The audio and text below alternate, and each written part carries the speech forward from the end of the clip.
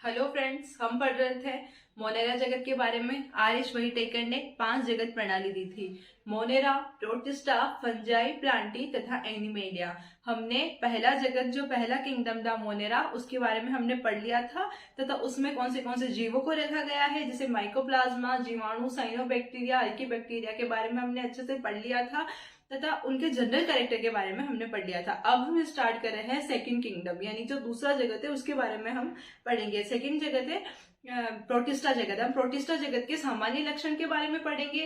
Protista जगत में कौन से जीवों को रखा गया है तथा उनके कौन से जीवों में बांटा है तथा उनके उदाहरण कौन से हैं, आज हम उसके बारे में पढ़ेंगे। तो प्रोटिस्टा जगत है। प्रोटिस्टा जगत के बारे में सबसे पहले हेक्कल नामक वैज्ञानिक ने बताया था तथा प्रोटिस्टा जगत जो था उसमें हेक्कल ने बताया था और उसमें एक कोशिकीय यूकेरियोटिक जीवों को रखा गया है, यानी कि जो इसमें ऐसे जीव को रखा है जो जिनका शरीर एक कोशिका से बना हुआ हो तथा यूकेरियोटिक हो। यूकेरियोटिक तो हमने कई बार पढ़ा है, पर अब हम वापस देखते हैं कि यूकेरियोटिक कौन से जीवों को बोलते हैं, जिसमें जैसे कोशिकाएं, केंद्रक सुविकसित प्रकार का होता है। मोनेरा में प्रोकैरियोटिक होता है, उसमें केंद्रक सुविकसित प्रकार का नहीं होता है, यानी सत्य केंद्रक का अभाव होता है। इसमें जो केंद्रक होता है सत्य केंद्रक पाया जाता है। इसमें केंद्रक कला पाई जाती है, गुणसूत्र पाए जाते हैं, श्वसन के लिए माइटोकॉन्ड्रिया पाया जाता है, माइटोकॉन्ड्रिया पाया जाता है,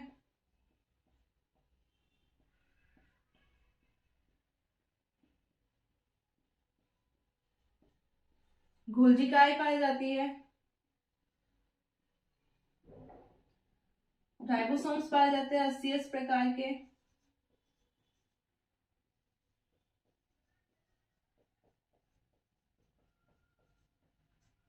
यानी कि जो प्रोटिस्टा जगत के जीव है उनका शरीर तो एक कोशिका से बना होता है, लेकिन ये मोनेरा जगत से विकसित प्रकार के जीव होते हैं। इनमें झिल्ली युक्त कोशिकांग पाए जाते हैं, जिनमें केंद्रक कला पाई जाती है, सत्य केंद्रक पाया जाता है। ये सब इसमें पाए जाते हैं प्रोटिस्टा जगत के जीवों में, ठीक है। तो ये इसके सदस्य एक कोशिकीय यूकेरियोटिक होते हैं। ये जो प्रोटिस्टा जगत में जीव होते हैं वो विभिन्न प्रकार के होते हैं, यानी कि कुछ स्वयंपोषी होते हैं, स्वयंपोषी होते हैं क्लेमाइडोमोनास। ये स्वयंपोषी है, प्रकाश की उपस्थिति में स्वयं अपना भोजन का निर्माण खुद कर लेता है। तो ये जो क्लेमाइडोमोनास हो गया वो स्वयं ये प्रकाश संश्लेषी हो गया, स्वयंपोषी हो गया।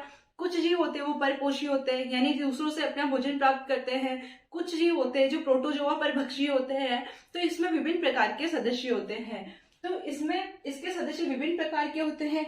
कुछ स्वयंपोषी होते हैं जैसे क्लेमाइडोमोनास। क्लेमाइडोमोनास जो होता है उसे जल प्लावक भी कहते हैं, क्योंकि ये स्वतंत्र रूप से पानी में तैरते रहते हैं। इनका आकार क्लेमाइडोमोनास होता है वो इस प्रकार का होता है, यानी कि ये जल प्लावक भी बोलते हैं क्योंकि ये स्वतंत्र रूप से तैरते रहते हैं।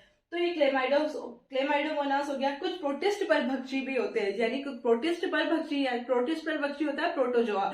तो प्रोटोजोआ क्या करता है कि कोई बैक्टीरिया है, पैरामीशियम है, इन सबको ये भक्षण कर लेता है। तो ये प्रोटोजोआ का ही भक्षण कर लेता है। तो ये प्रोटिस्ट परभक्षी भी होते हैं, जैसे कि प्रोटोजोआ हो गया। इस प्रकार के जंतु होलोजोई कहलाते हैं, यानी कि ऐसे जंतु जो प्रोटिस्ट का परभक्षण कर लेते हैं, उनको मार कर खा जाते हैं, उनको ऐसे प्रकार के जीवों को हम होलोजोई कहते हैं।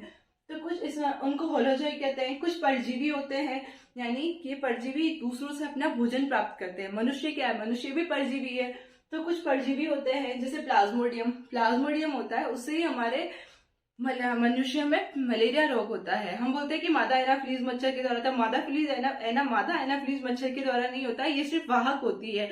लेकिन प्लाज्मोडियम जो होता है उसके द्वारा, ये प्लाज्मोडियम प्रोटिस्टा होता है, उसके द्वारा मलेरिया रोग होता है। युग्लिना मिश्रपोषी होता है, यानी कि जो युग्लिना होता है उसको मिश्रपोषी इसलिए कहते हैं क्योंकि जब प्रकाश उपस्थित होता है तो ये स्वयंपोषी होता है, यानी जब प्रकाश की उपस्थिति होती है तब ये अपना भोजन का निर्माण स्वयं कर लेता है, स्वयंपोषी होता है। पर अगर प्रकाश उपस्थित नहीं है, प्रकाश की अनुपस्थिति में ये परजीवी हो जाता है, यानी दूसरों से अपना भोजन ग्रहण कर लेता है। तो ये स्वयंपोषी भी है, परपोषी भी है, इसलिए इसको मिश्रपोषी कहते हैं। तो युग्लिना जो होता है,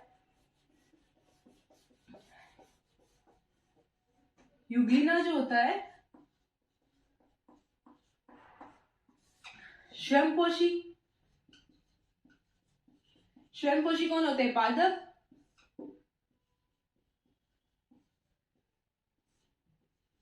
और परपोषी।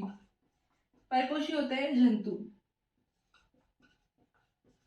तो युग्लिना को पादप और जंतु के मध्य की इकाई भी कहा जाता है।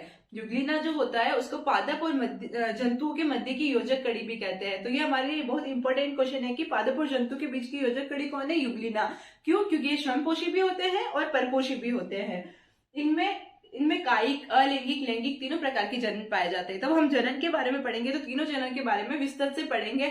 अभी हमें ये याद रखना है कि प्रोटिस्टा जगत के जो सदस्य होते हैं उनमें कायिक, अलैंगिक तथा लैंगिक तीनों प्रकार के जनन पाए जाते हैं। जैसा हमने मोनेरा जगत के बारे में पढ़ा था कि मोनेरा जगत में लैंगिक जनन बिल्कुल ही अनुपस्थित होता है, लैंगिक जनन पाया ही नहीं जाता है।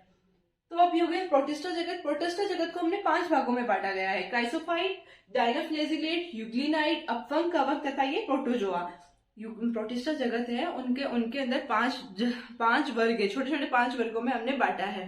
कौन से वो वर्ग है? क्राइसोफाइट है, डायनोफ्लेजिलेट है, अपफंग कवक है, यूग्लिनाइड है तथा प्रोटोजोआ है। अब प्रोटोजोआ को और भागों में बांटा गया है। प्रोटोजोआ को 4 भागों में बांटा गया है: अमीबे प्रोटोजोन्स, फ्लेजिलेट्स, सिलिएटेड, स्पोरोजोन्स, इनमें भी बांटा गया है। तो अब प्रोटोजोन्स को हमने 4 भागों में और बांटा है। अब हम इनके बारे में, ये जो सारे वर्ग है, क्राइसोफाइट है, डायनोफ्लेजिलेट है, यूग्लिनाइड है, अपफंग कवक है, प्रोटोजोआ, इनमें हमने एक एक को लेके इनका अच्छे से अध्ययन करेंगे, एक एक जीवों के बारे में पढ़ेंगे।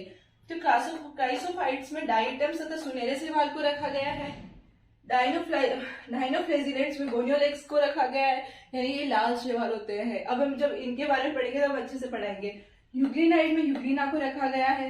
अपफंग कवक में मिक्स अमीबे को, प्रोटोजोआ में अमीबियाइड प्रोटोजोन्स, फ्लेजिलेट प्रोटोजोन्स, सिलिएटेड प्रोटोजोन्स तथा स्पोरोजोन्स प्रोटोजोन्स को रखा गया है।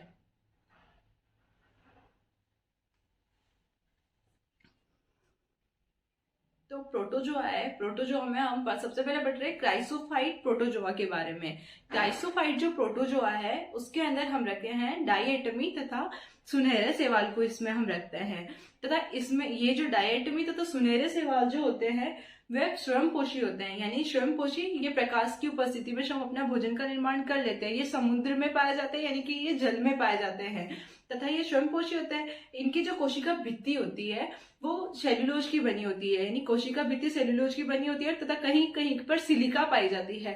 तो सेल्यूलोज और सिलिका दोनों की मिलकर बनी होती है इनकी कोशिका भित्ति। कोशिका के बाहर जो आवरण पाया जाता है, कोशिका है, कोशिका के बाहर जो ये आवरण पाया जाता है उसको कोशिका भित्ति कहते हैं।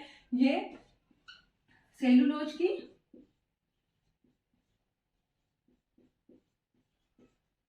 प्लस सिलिका,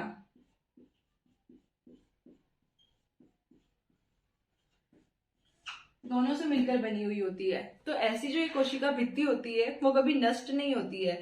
तो ये समुद्र में जैसे जैसे ये नष्ट होते जाते हैं इनकी कोशिका भित्ति जमती जाती है।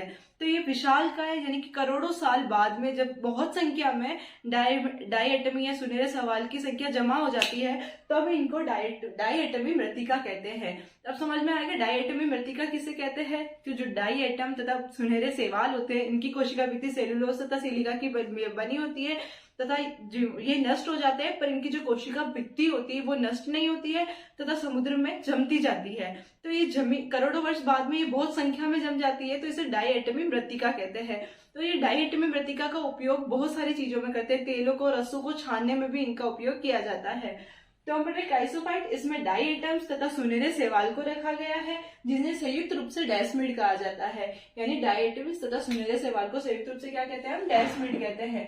ये स्वयंपोषी होते हैं, यानी प्रकाश की उपस्थिति में ये सब अपना भोजन बना लेते हैं, समुद्र में पाए जाते हैं। इनकी कोशिका भित्ति सेलुलोज व सिलिका की बनी होती है।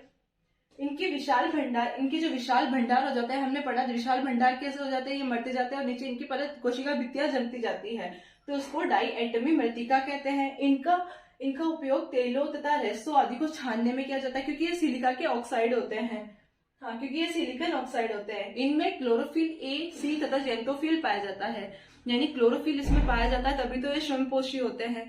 तो इसमें क्लोरोफिल ए पाया जाता है, सी पाया जाता है तथा जेंटोफिल पाया जाता है। अब क्लोरोफिल ए, सी, जेंटोफिल पाया जाता है तथा इनकी कोशिका भित्ति इस प्रकार की होती है। सुविकसित प्रकार का केंद्रक पाया जाता है।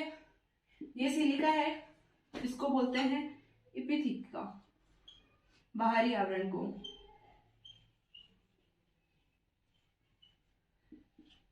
और और अंदर जो आवरण पाया जाता है यानी कि ये कोशिका भित्ति है पूरी, ये जो है वो है हाइपोथिका।